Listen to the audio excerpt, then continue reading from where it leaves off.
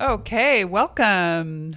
So, we have been talking about the work a lot. Yes. And we don't want to make the mistake of focusing too much on the shadow without focusing on the part of us that is growing and becoming the light. The blossoming. Yes, Yeah. exactly. Yeah. And as we were preparing for this episode, I was reminded of a story about when my husband and I were preparing to get married. Oh, yeah. And Louisa's husband, Jeff, actually married us. Isn't that cool? Yeah, so cool. Yeah. So we were preparing for the ceremony and preparing our vows. And Jeff was sharing a lot of pictures with us about the importance of the work. Like, for instance, one picture that we did include in the ceremony was the picture of the rock tumbler and how you're both going into the rock tumbler and you're just going to run up against each other's wounds and your shadows, and you're really going to have to work things out with each other, and you're going to shine each other up. And which is very true. Yes. But somewhere during this process, Jared was like, let's make sure to remember to include parts about the nice parts of our relationship too, and like the fun stuff. Is there fun stuff? Let's not just talk about all the work. Anyway, there are so many fruits that come from the work, and we've experienced some in our own marriage. But we want to make sure that we don't make the mistake of only focusing on all that hard work. Exactly. Yeah. Let's talk about how we get shined up. Yes. Also, Let's talk about the shining part of things. Yes. Yes. Welcome to Magenta FM, a show for people who aspire to deeper, richer, and more healthy ways of being in community, in leadership, and in relationship with others. I'm Louisa Barnum. And I'm Rachel Hazlett Carr. Yes, I think so much of life is about looking at the shadow and staring into the abyss and trying to fix things there. And we all too easily can get consumed and lost in it. And in my world, and in my experience, it's almost like there's an equal focus on both of these areas. One is the work, the shadow, and redemption there. But an equal measure needs to be invested also in strengthening the light. Now, working on the shadow, and successfully working on the shadow, is also strengthening. It's very strengthening when you heal. So let's not rule that out. But strengthening the light, and we're going to get into this episode. This is most often ignored or not well understood, or even talked about or focused on. So we really want people to understand that you can actually strengthen the light, which exponentially influences and impacts the shadow work that you're already doing. Mm-hmm. What's one picture of an experience of the light? How do we know if we're even tapping into that part of ourselves, or if we've reached it? Right. Well, so I realized we went into this quite a bit in one of the other episodes, but just to give a really practical idea, an experience that we can all of us relate to, there's sort of two different pictures that I can give. One is when, let's say you're having a math problem, and you have a math problem that's complex and you don't understand it, but you stay with it and you sit with it. And you finally figure it out, and it's like this illumination dawns on you, and it's like you got it. And it's like this complete like thought package where there's an instantaneous comprehension, but also this experience of illumination, light. So that is an experience of the activation of the eye. And you can also experience this when you finally understand the name of your wound.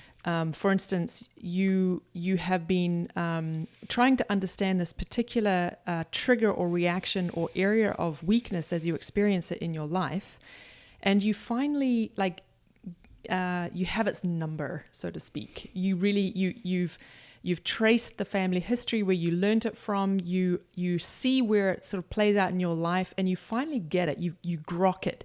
You have this moment of aha. So that experience of aha, and this complete thought package that also contains all these feelings, right? That experience of illumination, that's the activation of the I in the work of when you're working on the shadow, right?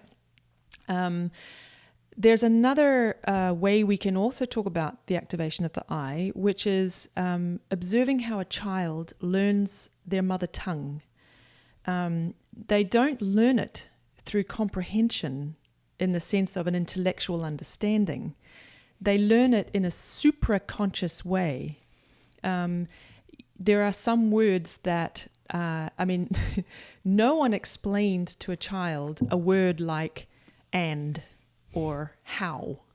Like no one has explained the meaning of these words, but the child understands it. Mm-hmm. I mean, just try explaining to an adult, who's never learned a language, like what the word how means. Yeah. Like it's an impossible situation, right? If you only have this, if you only have an understanding of the development of language in the mother tongue in a child, that there's a mimicking nature to it. That's just absolutely not true. Yeah, and actually the experiments that they've done with animals, trying to teach animals languages or sign languages, right, they really have had no success in teaching any kind of grammar or any kind of sentence structure. It's all very mimicking. So while there may be an ability to mimic, cup or learn some words in that sense, it isn't the same as learning language. Yeah. So that supraconscious comprehension that the child goes through very naturally, that is the activity of the I. Let's put it that way. Yeah. So so that's one thing. And now another really practical thing that might be really helpful is to talk about the fruits of strengthening the I. Yeah. Why? I mean, okay, I'm sure you get it. Like, okay, I see. Strengthening the I so that you can face the shadow and so that you can, have more experiences of comprehension. But what else? Yeah. So let's talk about that. So there are a lot of fruits of strengthening the I. And one day I'll sit down and maybe there's even a list. I don't know. They'll catalog them. Yeah, or maybe it's just like you can't make a list because it's just so all-encompassing. Yeah. How do you make a list out of the maturity of a human being, and the wisdom that they achieve throughout a lifetime? Like, I don't know. But if we actually, if we do this sort of almost unnatural work of strengthening our connection to the I so that it can be activated in us, what does that even mean? Well, I would, the way that, of course, these are all my definitions, or I should say, they're definitions that I've learned from my teachers.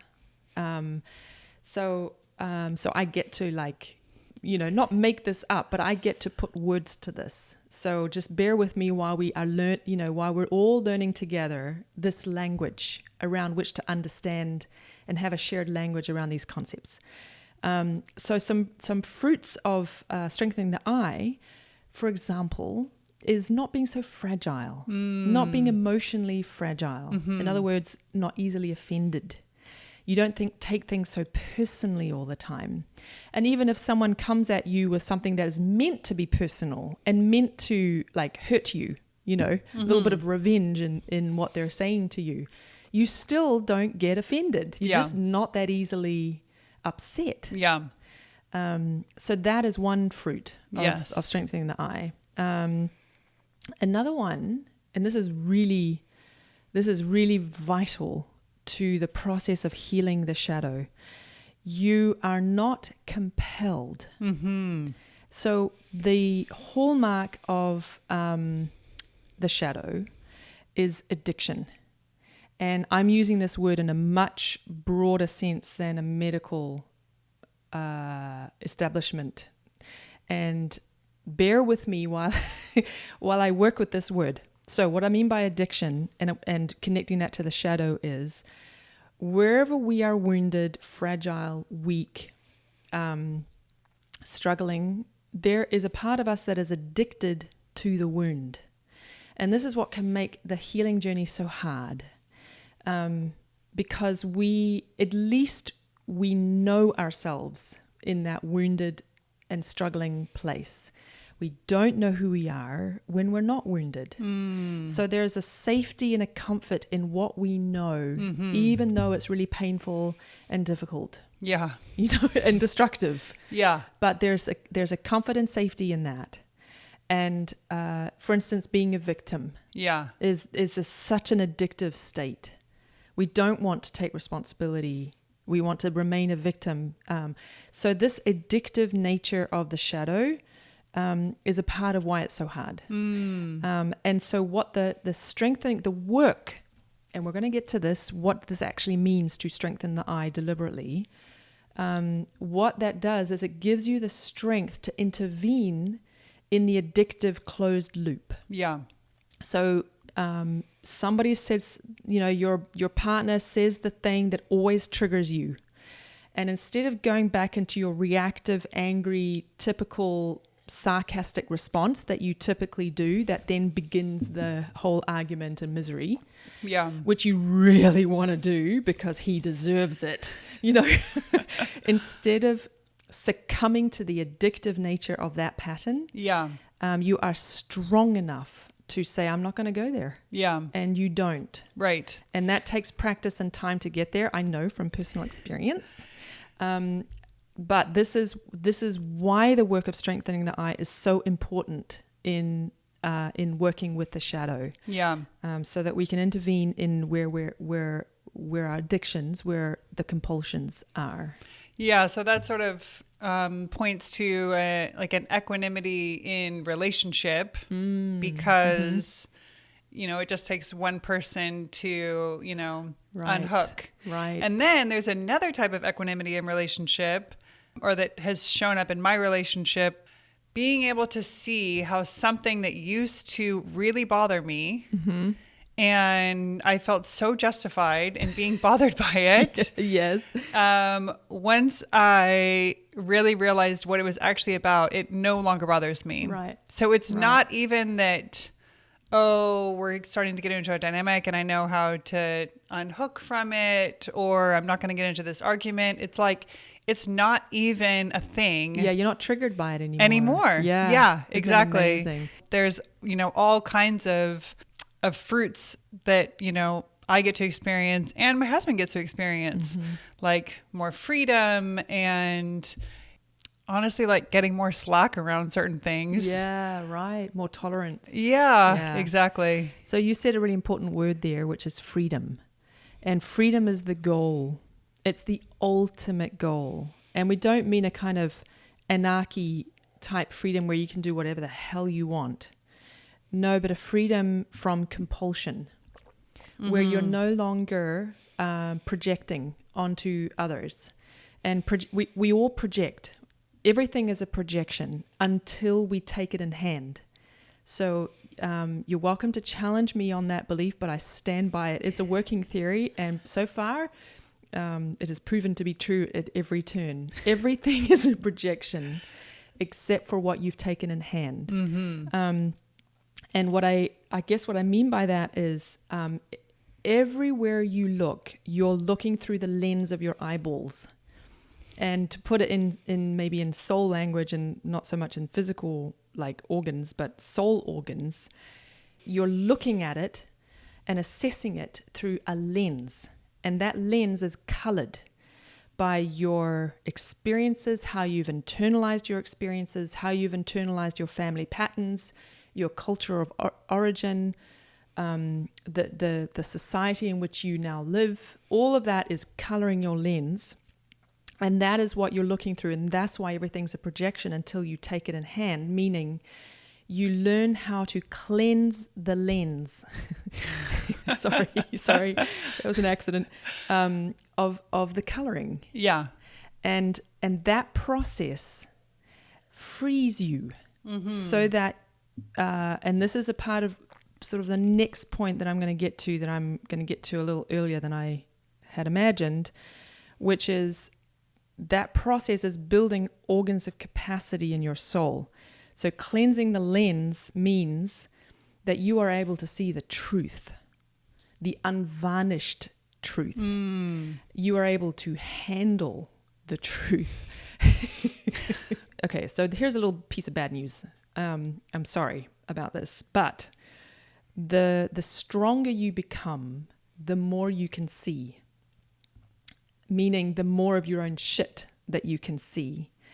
And that can be a very harrowing experience because you realize what an actually terrible person you are, because you just didn't see it. You were blind, because your shadow was not, you didn't have the strength to see what was there. And so you have to be strong enough to handle the truth. And it's not just about your own shadow and your own stuff. It's also about the truth in the world. So there is plenty of evidence and examples, I'm sure, that we can all come up with, of people who like to bury their head in the sand because they just can't handle the truth. And they just don't want to see it. Yeah. And I mean, we all have stories in our families and in our communities of that, that kind of way of dealing with life, right, or not dealing with life. Or on a global just level. Denial. Yeah, yes. denial. So we all know how destructive that is. Yeah. And so becoming strong enough to see the truth and the unvarnished truth is a part of the growing capacity of the soul when you work very deliberately on cultivating the activation of your I in you. Yeah. Okay, I want to comment on something Yes. because I feel like I think this is a good point to bring up today anyway, which we hadn't prepared for, but is that we really don't want you to feel like a terrible person, dear listener.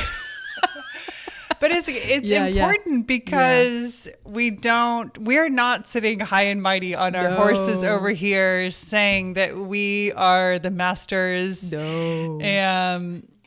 So speak to this a little bit. Well, what I mean by a terrible person, I mean, we all go through that, oh my God, I'm a terrible person, because of something I did. Yeah. Right? We all have that experience. And it's true. I mean, it's not true at all. We're not terrible people. However, the more, in my world, the more you get into the shadow work, the more there is to do. Comment that my husband Jeff made recently is, so when he and I get into a dynamic and we get into an argument, it might be a small thing, but because we are both such geeks about this inner work and facing our shadow, and we hold each other to a pretty damn high standard about this, because I do not want to tolerate any projection from my husband. It's totally uncool. He's totally capable of not doing that. We've been doing this marriage and working on these things, and we have all these tools. We have a huge toolkit. There is no excuse, right? So what happens is if we do get into a dynamic in a moment of weakness or stuff that we haven't yet been able to transform, it has a huge impact on us. Outsized to, if you were to see us get into a little dynamic, if you're observing us, it wouldn't look like all that much. It's not like we're screaming at each other. We just have a little disagreement, but there's a lot of feelings going on and a lot of resentment or blame or whatever, and we spend some time sorting it out, but it really does impact us a lot because I don't know if I actually can articulate why, but it has to do with I don't want to treat my husband like that anymore. And it just feels so bad. I feel so bad about projecting, and I'm sure I'm doing it a lot because there's still untransformed wounds. But the more you get into this work, the more you find, and the more you understand that it's not okay, that you bury your head in the sand, right, and that you be in denial. Yeah. And the more you want to know the truth, because you become stronger and stronger to be ready, or not ready, but willing to take it on. But it's really tough because I think it is also not helpful to go into like a shame spiral. No. And it's also not helpful to just devote energy on, I don't know, ridiculing ourselves. Yeah, self-hatred.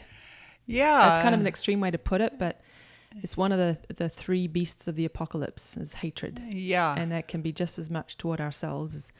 Yeah, so this is... but I relate to what you're saying. Sorry to interrupt you, but I do relate to what you're saying. And there's times where I've had that same experience where I'm like, I'm so sorry, and all like tears coming, and my husband's like, oh my gosh, you were like the sweetest person. You hold yourself to such a high standard, and right, yeah, it's fine. It's really not that big of a deal. And I'm like, it is a big deal to me. Yeah. But in the big picture of my marriage, it is still so much smaller than if I wasn't doing the work at all. Yeah. You know what I mean? Yes. So like this momentary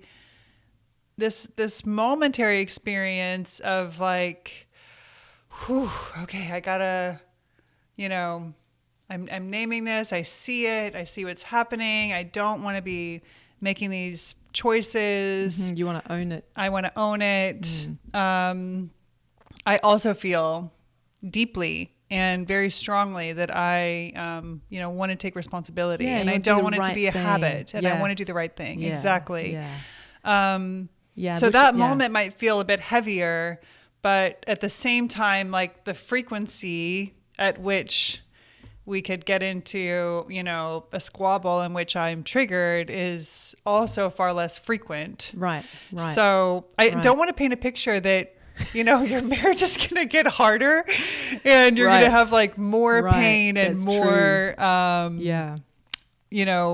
frustration with yourself, or, that it's going to get harder, because that's... It might for a while. You know how it is when you're going through a healing crisis, it gets worse before it gets better. That's true. So let's just say that. But I think there are bigger implications, because imagine if we were all holding ourselves to a higher standard, all of us collectively, what would be different about the world? Our politicians would be held to a higher standard.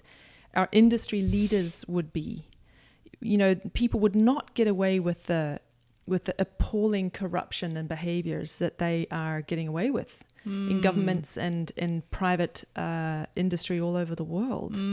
So this is definitely, there are big implications for holding ourselves to a higher standard. And at the same time, let's just acknowledge that it takes a kind of strength. It's like, don't go out there and run a marathon if you've never exercised. You know what I mean? Like, just don't do it. Yeah. And this is a part of the danger. And because I don't think we can say this often enough, how important it is that you are doing the strength training also when you are doing the shadow work. And this is a piece, I don't even remember if we've talked about this in previous episodes, but I guess it bears saying again, this is a piece that's missing from our understanding about therapy and the processes of healing. It is not a concept. The concept of the higher self involved in the process of healing, of cognition. Right. That who is it that actually heals? It's the I, and it's the activation of the I that is needed. Without that, you're just cycling around the drain pipe. Yeah. And not only that, you can re-traumatize yourself. You can make it worse.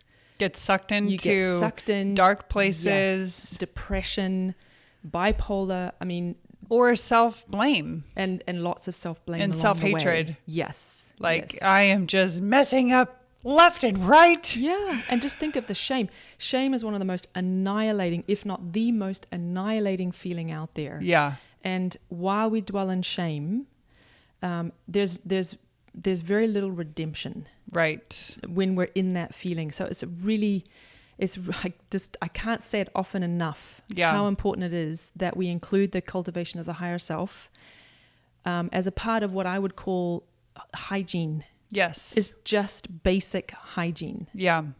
Okay, let's dive into some more fruits after we take a short break. Awesome. Would you like a serious solution to your people problems? One that is deep and lasting?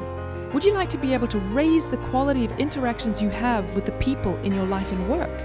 Most people believe that the solution to ongoing people problems such as conflict and misunderstanding is memorizing the right thing to say or some other clever tactic. However, there are always situations where such tactics simply won't apply or succeed. Instead, you need something that can help you be present and generative in every interaction, every moment, no matter how unexpected or difficult or how high the stakes are. The truth is, you can shape the interactions you have merely through the quality of your presence. Unfortunately, an authentic and elevated quality of presence doesn't come easily or naturally any more than playing the violin does, because it's a trained and honed way of being. Like a master of Tai Chi, you can learn to work with the social spaces between you and others, not with manipulation, nor with dominance or force, but with a greater freedom, greater understanding and generosity, and a stronger presence of mind. Imagine having the kind of presence that commands respect, not because you're the alpha, but because others rise to meet you there. Imagine attracting in your life and work the kinds of high-functioning relationships that you long for. Magenta Academy for the Social Arts has developed a path to help you grow an elevated presence. Join the Elevated Presence Masterclass, where you will begin building a foundation for transforming your relationships. Enrollment opens soon, don't miss out. Go to magenta.fm/elevated presence to get on the waitlist. Look, can I just say a little bit more about hygiene? Yes, let's. We kind of finished with that and it's like, what the heck? So just imagine you're brushing your teeth, and I confess I only brush mine once a day in the evening, but there's a lot of people who, brush them twice a day because having furry teeth is really disgusting. You don't brush your teeth in the morning? I don't. But I do floss. Okay. Yeah. I'm a religious flosser. But it's really disgusting. Imagine going to bed without brushing your teeth. Would you ever do that? Like, no. It would be horrible. I wouldn't be able to go to sleep. Imagine if we flossed and brushed our soul. I mean, I'm not sure if this analogy is going to get me very far, but just imagine that this was a part of life. Your daily hygiene. Yeah. Instead of ignoring our soul, right? Ignoring our inner life, like it's some kind of machine. Yeah. Like, how do we have machine. time to brush our teeth every single day? We have the time. But then to have the time to do meditation or other daily practice is, so elusive. It's so hard and it's so impossible. Yeah.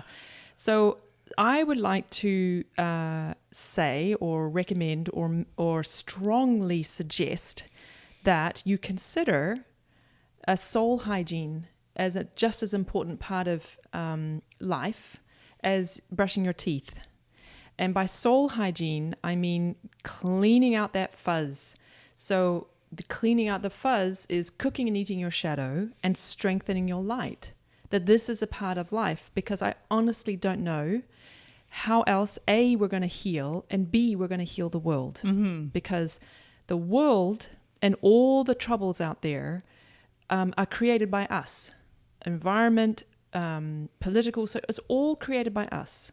Collectively, the master ideas, as Emerson wrote in his essay on war, the master ideas reigning in the minds of many persons. So we're collectively believing in an idea that is destroying the world. Mm-hmm. And a part of that is that we have no inner life, that the inner life is hermetically sealed away from the rest of the world, that whatever chaos and destructive thoughts are going on within us and destructive feelings, they're not having an impact in the world. Well, they are. Mm-hmm. And so not only do they impact us in our lives in ways that we can't yet necessarily see or perceive, because we don't yet have the organs of insight to see, but also they're impacting our families, our marriages, obviously, and our communities and our teams, and our societies and what we tolerate. Yeah, it's so true. Yeah, so that kind of leads me into another organ of capacity, which is leadership, leadership presence. So in my own path of development in leadership, one theme for me has been around vulnerability, becoming more comfortable with my own vulnerability, owning up to mistakes. And the paradox is that through this experience of becoming, more comfortable if I'm like feeling anxious or, have feelings coming up around certain things, like allowing myself to feel them, owning up to mistakes where I may have once felt shame or fear, has actually had the effect of me having less fear and anxiety. Wow. And so the more shame. the more you're able to own the truth, let's Yes. say, of what was really going on in you, the less you experienced the fallout of fear, shame, and anxiety. Yeah, because I think... Isn't that a paradox? Isn't it? Yeah. Because I think I always had a concern, I didn't want to... I had this picture of like this sort of, blubbering person that's like just overwhelmed with their feelings. I think I had a belief about feelings that to really get in touch with them would be this overwhelming experience. And like, who's going to look to a leader like that? Right. I don't want to follow any leader that's like blubbering and out of control in their feeling life. Right. That would be unstable. Yes, Right. Exactly. Right. But that's actually not my experience. Right. What is your experience? And there is a way to name and own your feelings without being out of control, and without, losing the trust of the people who are looking to you for leadership. It's much more effective in building trust, owning this part of myself, than sort of my automatic way of being, which comes from a long family lineage of very strong capable people. Yes, exactly. Strong people in my family. My grandfather was very accomplished, got so much stuff done. And I grew up watching my aunt like take over and run this orchard in her 30s as a single woman, like by herself, like amazing. Like, and even further back than that, my grandmother has told me stories of her grandmother and her mother and, what they were doing. And they're all, entrepreneurial and created things. But I didn't inherit from my family a model of how to work with your own feelings or fears or weakness. Right. There's more of kind of It wasn't okay.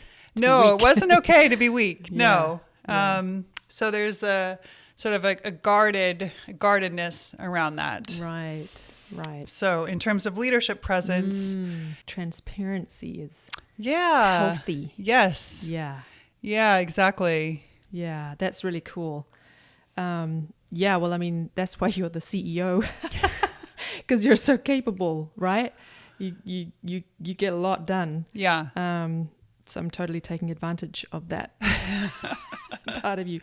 So leadership presence. This is really interesting because the way that I see it and actually teach it is not very normal, because I'm not interested in people inadvertently being dominant or thinking that being the alpha in the room is a good idea, because I really don't think it's a good idea. And I've learned a lot of lessons about leadership from horses, actually. And if you observe a lead mare, you can tell who she is at feeding time, for instance, because she always eats first. Yeah. She always eats first. But other than that, she does not engage in games of dominance. She will just give you space. If you are saying, she'll just say, like, fine, go ahead.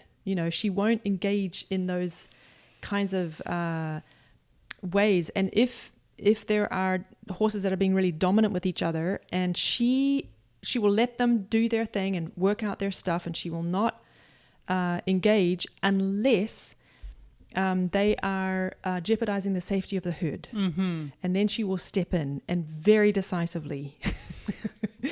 The rest of the herd loves her and admires her because she's so mature that she is holding the whole of the herd at every moment, like a mother does with the family. You know, when there's kids, she's constantly, that's you know, even in the middle of the night, you know, she's holding the needs of the whole.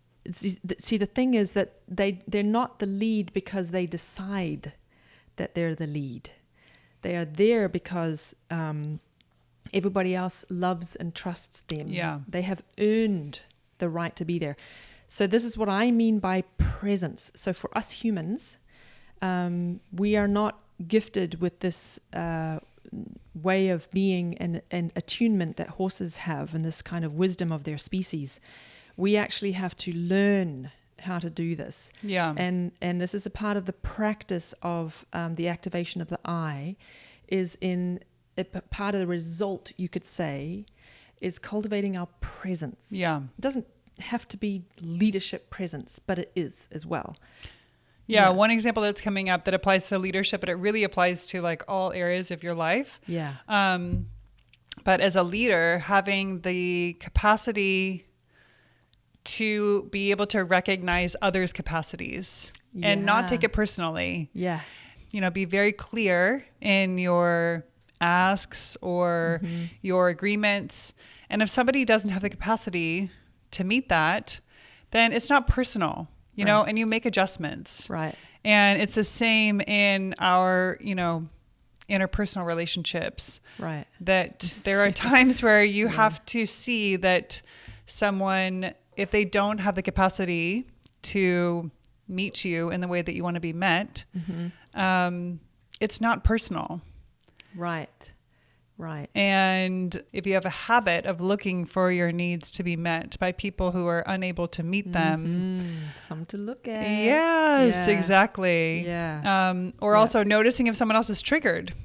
Right. And choosing to take space, choosing to, you know, wait until you sense that there's the appropriate time. Right. Right. To, you know, really work something out. Right. That's true.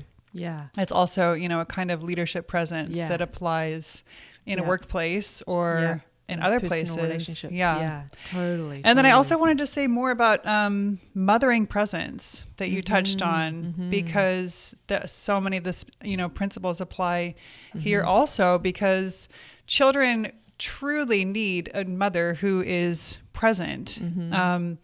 And Gabor Mate speaks a lot about attunement. And, you know, uses that word deliberately, that it's not really about attention, that it's about attunement. It's about being attuned to the feelings and needs of your children and of the whole. And there are children who get plenty of attention that don't necessarily get the attunement. Yes. Right. So like one example of that would be, you know, having the capacity to experience and be there for your children in maybe some really big feelings. Right. Without be more specific about the big feelings, because that's a great concept. Yeah. So like anger or big feelings of sadness or disappointment, and maybe even disappointment in you as their parent. Right. It'd be very triggering. And to be able to hold that without becoming overwhelmed or making it about yourself, or, you know, going into whatever kind of reaction is so healthy for children. Yes. So mothering presence, you know, there's so many aspects of it that, you know, patience and service. And there are things that you can't fake. You know, you can't fake patience. No, no, you cannot. Yeah, that's right. Yeah. So how would we achieve this kind of presence? Because I'm sure that we all want to be more present. The question is how. So this is a very good question. And before I sort of talk about the practically what this actually looks like, I just want to say something about one more thing about the outcome of the practice that we're going to talk about. The shortly. fruits. The fruits, yeah. And that is you're building, as you do this work of deliberately cultivating your connection to your I, which as a fruit is becoming more present because you're stronger and able to face truth more easily. It doesn't scare you like it did. So you're more present instead of absent or in denial or checking out or burying your head in the sand, right? You're more present and available thereby. This is an organ of capacity. What's happening is you're building structure in the soul. So, you've got these organs in your physical body. And all of these organs, they've been given to you at birth. They are yours by right, by inheritance. But the organs of capacity in your soul have not been given to you. Maybe they've been partially given to you, like a little foundation upon which you can then build, but the rest of it is up to you to build or not build.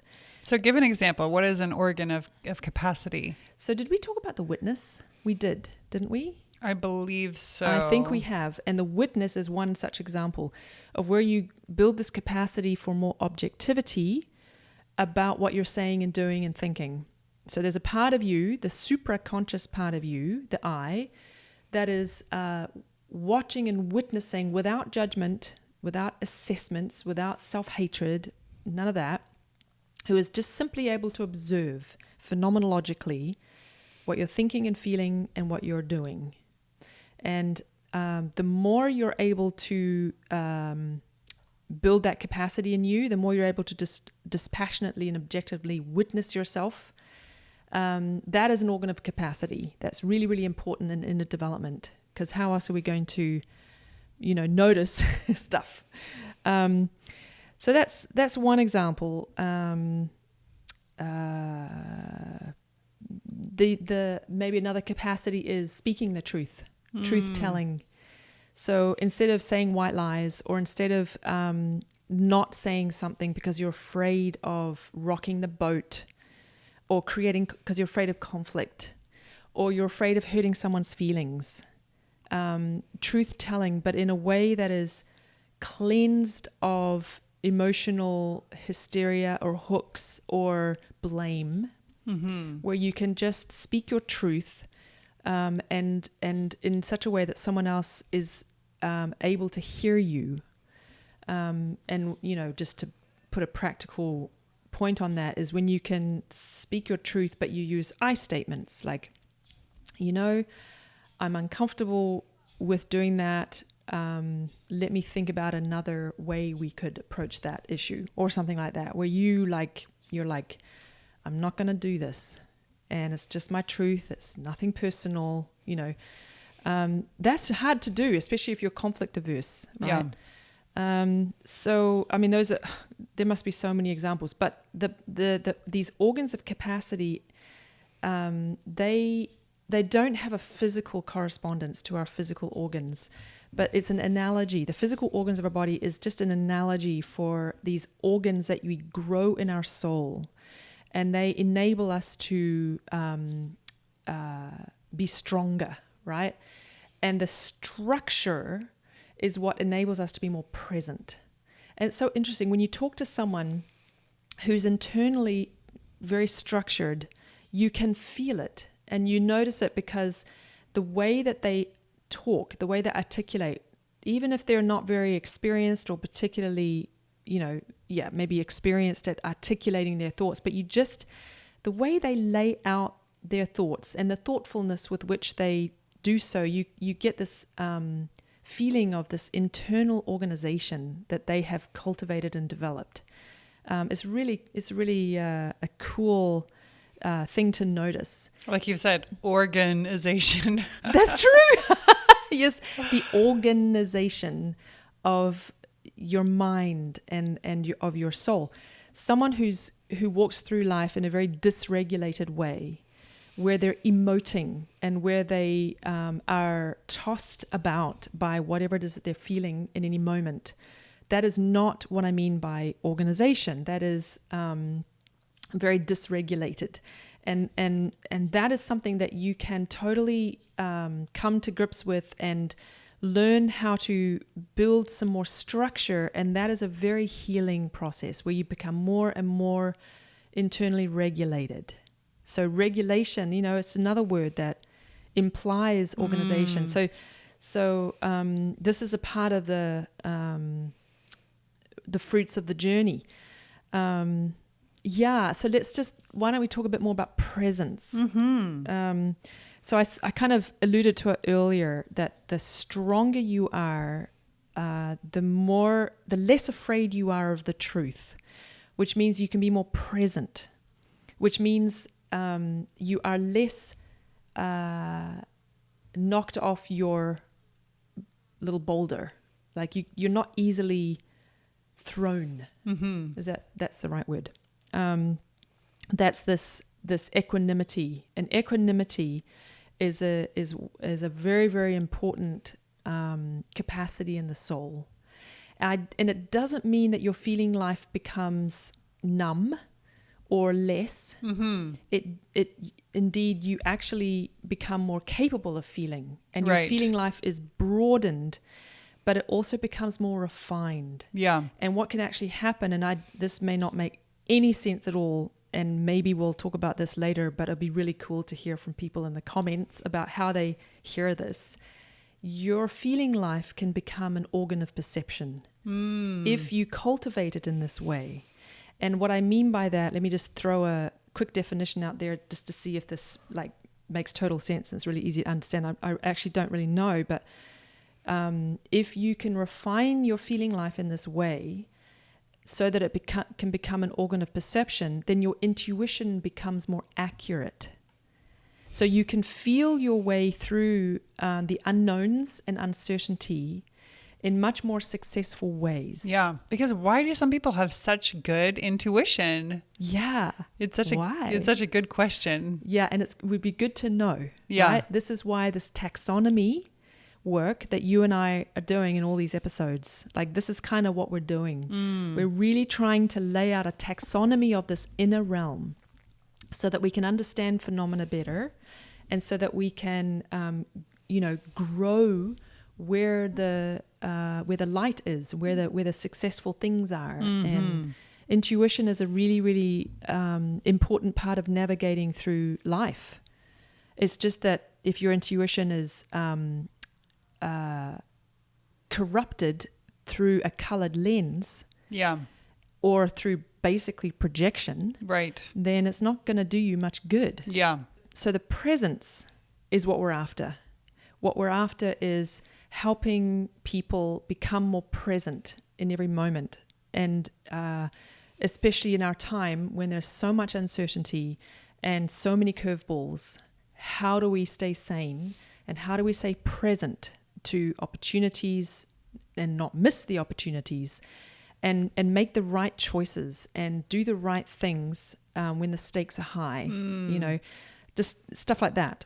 And I would say, hands down, the most important and most efficient way to grow your presence of mind, your presence of heart, is meditation. I'm sorry to say. It is the most efficient way there. And it is so important. That's how you build soul hygiene. Yeah. Brushing your teeth. And that is a whole world in and of itself that we will get into more. I've personally been meditating for more than 20 years, and I know you've been meditating for many years as well. 15 years, actually. I know that because it was actually the impetus for my meditation path was becoming a mother. And wow. my Say eldest more. is 15 years old. And when I was pregnant and when he was born, I really realized that I needed to grow and outgrow some wounds and habits. And strengthen my presence so that I could be present for this little being that I just loved so much. And so, as we've said, sometimes you won't do it for yourself, but you'll do it for your kids. Yeah, that's right. Yeah. Okay, so meditation. So there's a lot of paths. There's a Yeah. lot of paths of meditation. Yeah. And I don't want to get too deep into the various paths. No. But we have a path that, Yeah. comes from a certain lineage. Yeah. And so say more. Yeah. So the lineage out of which I work is more of a Western esoteric path, whereas probably 99%, if not more, 100%, of meditative practices that are taught around, is Eastern. And and I will confess, I don't know very much about Eastern paths of meditation. I know that you started out there. Yeah, I did start there. So for a good 10 years, I was on practicing with Zen Buddhism. Soto Zen Right. Buddhism was the lineage. Right. Okay. So for me, the methods that I use and that I teach, I'm not a meditation teacher, but it is a very big tool in the toolbox of this work. It's really about, maybe I could say when you're on a path of inner development, you take 1 foot of development and you take 10 or 1 step of inner development and you take 10 steps of what you could call moral development, because the moral growing your capacity for love and compassion and this objectivity, this unvarnished truth, this willingness to face the truth. There's a moral, I don't want to say necessity, because we're free in choosing what we do at every moment, and that's incredibly important. Is freedom.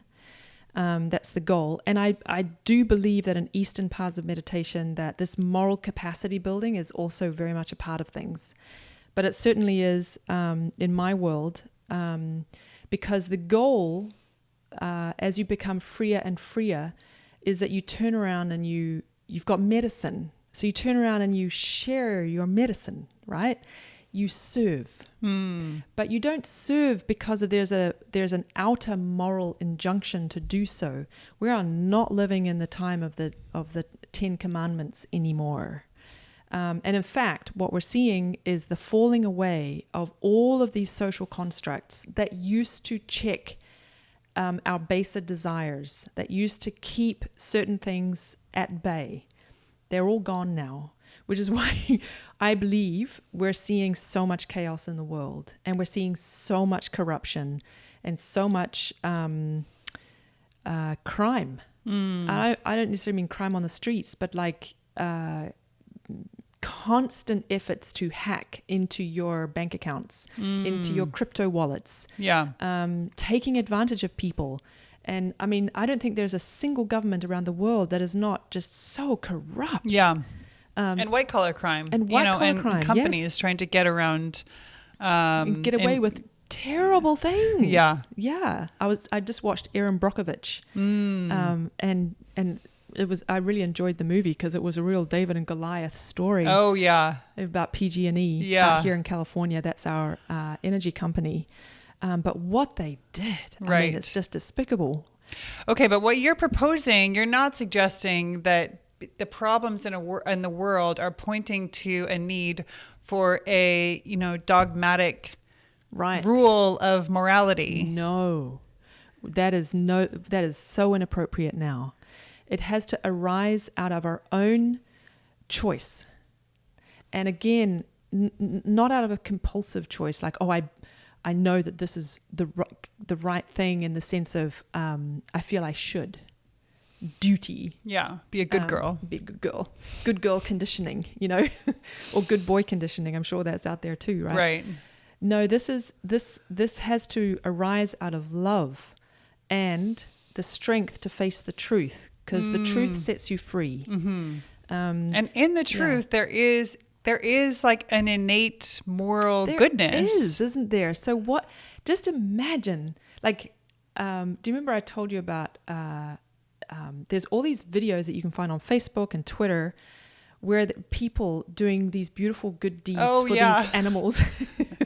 And you see they got like 50 million views. You know, people are longing, just longing for goodness and for truth and for beauty.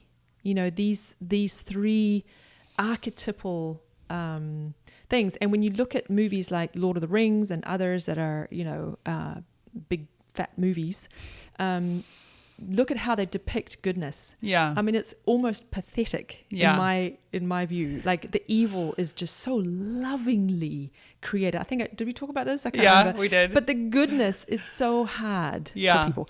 And I think that's because we are reckoning with evil at this time in this sort of evolution of consciousness. We are reckoning with evil, and that is the way it is. Yeah. And let's reckon with it, because through that reckoning, the hope is that we will wake up to what we want to do. What do we actually want to do? Because you can't conceptualize good, right? You can only do good. Good is an action. It's not a theory. You know what I mean? And so, anyway, I know this sounds like a digression. I get that, but it has to do with presence. And I'm the reason why I'm talking about this is because I want to sort of admit and stand on something, which is that I'm not after advocating meditation so that you can become a more powerful person. I am not going to go down the path of brain science, of how you can manipulate your brain waves so that you can achieve certain states, because there's no morality in that. There's no, I mean, I'm not saying that it's good or bad. I'm just saying, where's the morality? You know, what is this for? How is this serving? And what is this growing in you? What are you growing? Okay, so here's another digression. Sorry. When you look at art and you look at this, and you can ask yourself, what was the source for that artist? What was the muse? So if you look at Francis Bacon and his art, what was his source? It sure wasn't goodness. It was something really dark. You know? Really dark. But if you look at Rembrandt, I've had some... Did I talk about this as well? Okay, good. No. Thank goodness. I've stood in front of Rembrandt paintings in Holland, in France, and it was like a spiritual experience to stand in front of that and to go, I don't know what just landed as the thought package. 1,000 words wouldn't cover it, but some illumination, some chiropractic adjustment just happened in my soul by standing in front of this painting, you know? Yeah. That is not, I don't think what beautiful. anyone... Yeah, I don't think that's what people would experience standing in front of Francis Bacon, right? So the reason why I'm going there is because when you do your meditation, what source are you trying to connect to? So I'm just going to kind of leave that thought with our audience, and we can come back to that. But let's move on to why meditation. So meditation is like the practice room. That's where you go and you train. So it's a kind of an unnatural thing that we're doing with meditation. So, you know, an analogy could be playing the violin. You are not born being able to play the violin. You have to train for many years to be able to master such an instrument. I know, because I did that. But it's a really great analogy because it is kind of an unnatural thing to do, to play the violin, except that everything about the instrument, its physics, its what's the word for sound? Like harmonics? No, acoustics. Oh yeah. And also the notes and composition and music itself is all based on archetypes that exist in our world. So and even the way that we hold it, like the violin comes out of the neck like a voice with these with these this larynx, this massive larynx, and these strings that look like the vocal folds, you know, and then the bow and this, and I mean, there's all these pictures and archetypes at work in music and in the instrument itself. And we need, and this is important because these archetypes, they guide us and they teach us. There's incredible wisdom in the world, in nature, for instance. And so when we're cultivating our presence, we're tapping into that because we are the world and the world is us. And we can learn a lot from that. So again, what is your source? So with cultivating your presence in meditation, the kinds of meditation you're using is very, very important. And using particular meditation practices to cultivate particular organs of capacity so that you can grow some foundations upon which you can stand in the world no matter what is going on around you, no matter what chaos, what dramas, but you can maintain this equanimity. So that's something that we definitely teach. And in fact, I think we mentioned this in the break in the ad, talking about elevated presence. So actually, we get into that in that course. Yeah, and the various regions of your inner life in which you're actually training. Yes. And strengthening. Yeah, and it's a master class, so it's short, right? It's not a massive long course. Like you can consume it and learn, you know, very quickly. Really, what we're trying to do is it's all about the practice. Like doing it is the key. No one gets good at anything if they don't practice and regularly. So that's the aim. Like we do 10 days and we're just holding your hand for 10 days, helping you get into a daily practice. And we talk about why and we go into all of that, but the practice room is where it happens. Yeah. And so you can learn more about that on the website at magenta.fm/elevated presence. Yes.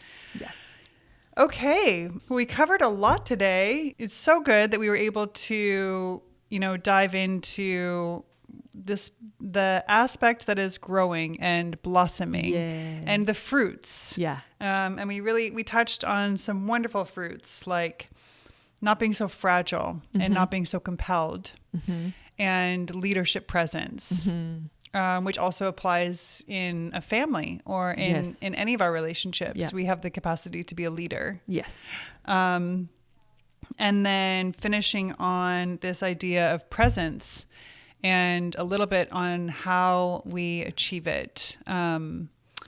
And is there anything else that you want to add before we close for today? Yeah. So we're serious when we say leave comments because, you know, Rachel and I are dialoguing, but we want to dialogue with our listeners. Like that is fun for us.